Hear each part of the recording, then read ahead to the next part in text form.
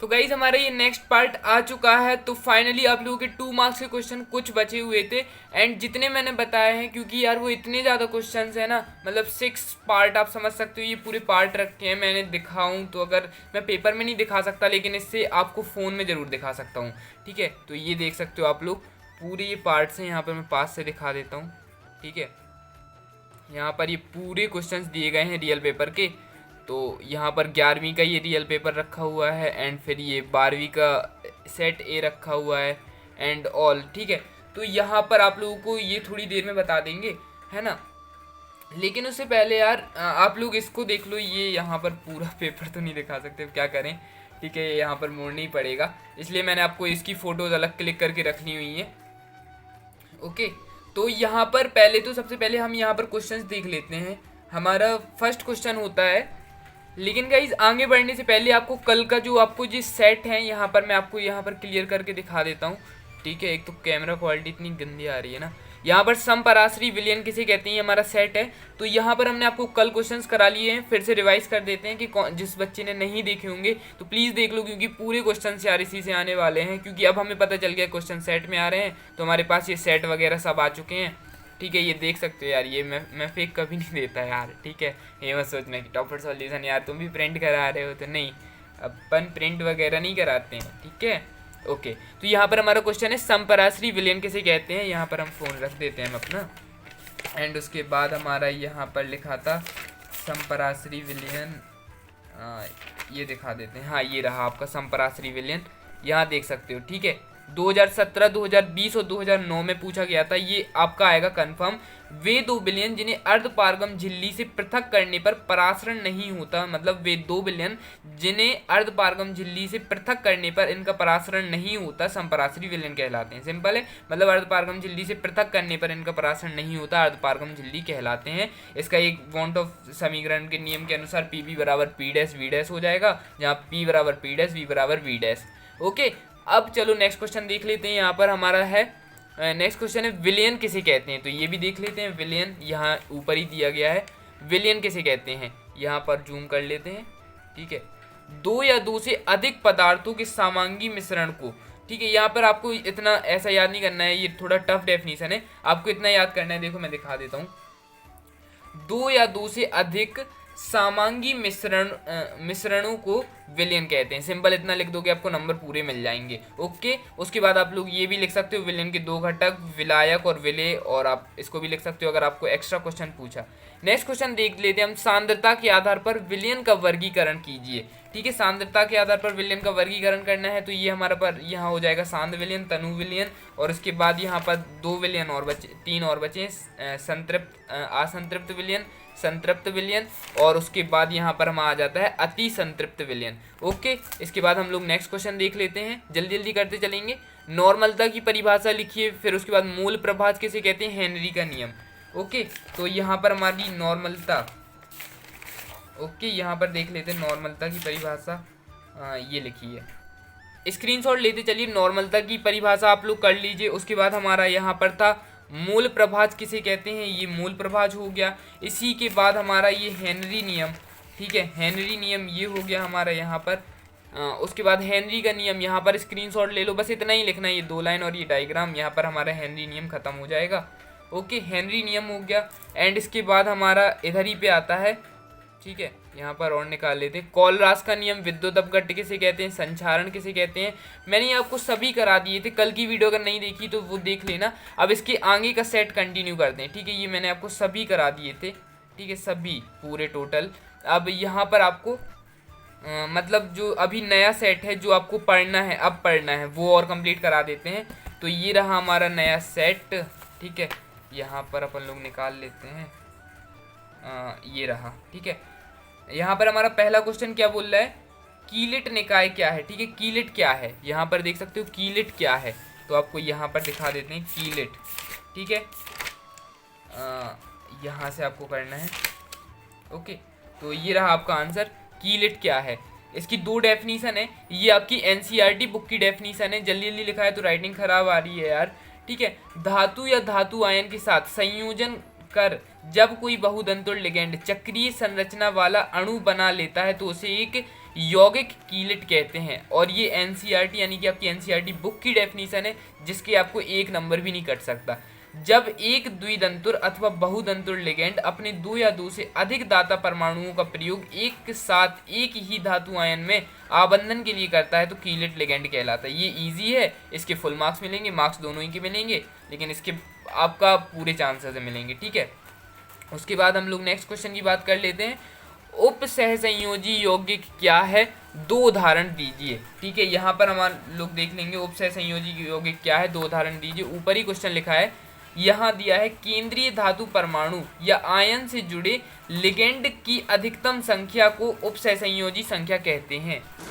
Okay, अब लेकिन थोड़ा वॉइस क्वालिटी सही आ रही होगी, जब मैं माइक यूज़ नहीं कर रहा था, भूल गया था करना, ठीक है। यहाँ पर हम लोग देख लेते हैं ये वाला उप सहसंयोजी संख्या क्या है, 2 उदाहरण दीजिए। यहाँ पर हमारा ये देख सकते हो, केंद्रीय धातु या आयन से जुड़ी लिगेंडों की अधिक संख्या वह उप सहसंयोजी यौगिक संख्या कहलाएगी। यहाँ पर CONH3 6 में, C3 में क्या हो जाएगा, CO प्लस 3+ की उप संयोजक 6 होगी। यहाँ पर AgCN2 में Ag की उप सहसंयोजी संख्या, उप सहसंयोजन भी बोलते हैं, यहाँ उप सहसंयोजन ही लिखा है, इसकी 2 हो जाएगी, ठीक है। यहाँ पर अच्छे से कर लेते हैं अपन लोग 2, ओके। उसके बारिश होने लगी यार, चलो चलो देख लेते हैं, बाकी आवाज़ में प्रॉब्लम ना आए बस, और कोई दिक्कत नहीं है, ठीक है। यहाँ पर नेक्स्ट क्वेश्चन हम लोग देख लेते हैं, यहाँ आ रहा है क्या, ठीक है। ये क्या कारण है कि हेलोएल्किन हेलोएरीन से अधिक क्रियाशील है, तो ये यहाँ लिखा हुआ है हमारा। इसका आंसर मुझे प्रश्न बैंक में अच्छा लगा तो मैं प्रश्न बैंक से ही आपको दिखा देता हूँ। पेज नंबर 40 पर है ये, ठीक है। तो पेज नंबर 40 ये रहा, ठीक है, ये रहा, ठीक है। क्या कारण है कि हेलोएरीन से अधिक हेलोएल्किन हेलोएरीन से अधिक क्रियाशील है, तो इसकी 2 लाइन्स आपको यहाँ पर लिख लेनी है, फिर ये यहाँ पर स्क्रीनशॉट ले लो आप सभी, ओके दोस्तों। आप लोग स्क्रीनशॉट लेते जाइए एंड चलो यहाँ पर इतना स्क्रीनशॉट हो गया, ठीक है। इसके बाद हम लोग नेक्स्ट क्वेश्चन की बात करते हैं। तो यहाँ हमारा नेक्स्ट क्वेश्चन आ जाता है 666 क्या है, इसके बनने की विधि एवं उपयोग लिखिए। फेवरेट क्वेश्चन है एंड इस चैप्टर में मुझे बहुत अच्छा लगता है ये क्वेश्चन, एंड साथ में बहुत इजी भी है और आया भी है बहुत बार, ठीक है। यहाँ पर लिखना है, इसका देख सकते हो, ठीक है। बेंजीन में Cl2, ओ सॉरी ट्राइपॉड गड़बड़ हो गया, चलो यहाँ पर ये रहा हमारा आंसर। इसका स्क्रीनशॉट ले लीजिए क्योंकि अपने पास टाइम कम है, ठीक है, जल्दी से जल्दी अपन को करना है। एंड उसके बाद हम लोग नेक्स्ट क्वेश्चन देख लेते हैं, लूसाक अभिकर्मक क्या है, फिर उसका नेक्स्ट क्वेश्चन भी देख लेते हैं, परिशुद्ध एल्कोहल क्या है, ओके। तो यहाँ पर हम लोग लूसाक वाला कर लेते हैं। लूसाक अभिकर्मक क्या है, तो इसका हो जाएगा निर्जल ZnCl2 तथा सांद्र HCl का मिश्रण लूसाक अभिकर्मक कहलाता है। उसके बाद नेक्स्ट क्वेश्चन हमारा क्या था कि अरे परिशुद्ध एल्कोहल क्या है, तो बार बार पता नहीं ऑटो रोटेट बंद हो जाता है। परिशुद्ध एल्कोहल क्या है, विशुद्ध एल्कोहल जिसमें जल की मात्रा विद्युत नहीं पाई जाती है उसे परिशुद्ध एल्कोहल कहते हैं। एंड इसके बाद मैं देख लेता हूँ कि आपके और कौन सा क्वेश्चन है। सेल स्थिरांक किसे कहते हैं, आपका गाइस सेल वाला क्वेश्चन मैंने आपको लिखवा ही चुका हूँ, तो वो लिख लेना, ठीक है। किसी विद्युत ऊर्जा को रासायनिक ऊर्जा में, रासायनिक को विद्युत ऊर्जा में परिवर्तित करने को सेल कहते हैं, ठीक है। उसके बाद हमारा आ जाता है क्वेश्चन नेक्स्ट। यहाँ पर हमारा नेक्स्ट क्वेश्चन हम लोग देख लेते हैं, ओम का नियम लिखिए, ठीक है गाइस, ओम का नियम लिखना है हमें। तो ओम के नियम के अनुसार किसी चालक में प्रभावित होने वाली विद्युत धारा की प्रबलता चालक के सिरों पर लगाए गए विभवांतर के समानुपाती होता है। फिर I प्रोपोर्शनल V, फिर I बराबर 1/V 1/R और V, तो यहाँ पर हमारा आ जाएगा V बराबर I × R, रेसिस्टेंस, करंट, वही सब, ठीक है। चलो नेक्स्ट क्वेश्चन देख लेते हैं। यहाँ पर हमारा मानक इलेक्ट्रोड विभव किसे कहते हैं, तो जब कोई धातु की छड़ 25 डिग्री सेल्सियस पर एक मोलर धातु आयन सांद्रता के विलयन में डुबाते हैं तो धातु और विलयन के मध्य एक विभवांतर उत्पन्न होती है जिसे धातु का मानक इलेक्ट्रोड विभव कहते हैं। बहुत इजी डेफिनेशन है, क्वेश्चन बैंक से रटने की बिल्कुल भी ज़रूरत नहीं है। मैंने सिर्फ 2 ही क्वेश्चन बैंक से उठाए हैं जो कि बहुत ईजी थे एंड आसान थे, ठीक है।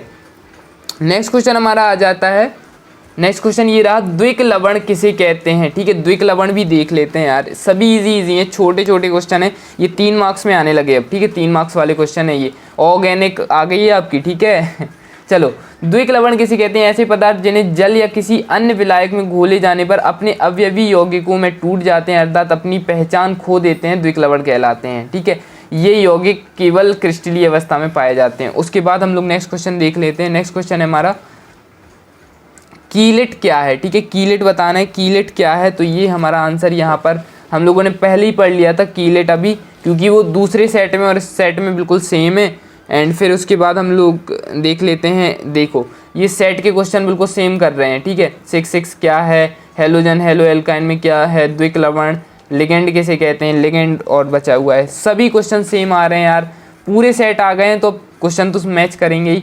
ओके, वह आणविक अथवा आयनिक स्पीसीज जो संकर यौगिक, संकर लिखा है गाइस, संकर, ठीक है, यौगिक में केंद्रीय धातु परमाणु अथवा आयन से स्थायी रूप से जुड़ी होती है, लिगेंड कहलाती है। एग्जाम्पल में आप ये लिख दोगे, एंड इसके एग्जाम्पल और भी कुछ बन जाते हैं, और भी काफ़ी कुछ बन जाते हैं। उसके बाद हम लोग बात करते हैं आदर्श विलयन व अनादर्श विलयन में अंतर स्पष्ट कीजिए। यहाँ पर हमारा ये क्वेश्चन भी लिखा हुआ है, तो ये यहाँ पर देख लीजिए, जूम ऑफ कर लेते हैं थोड़ा।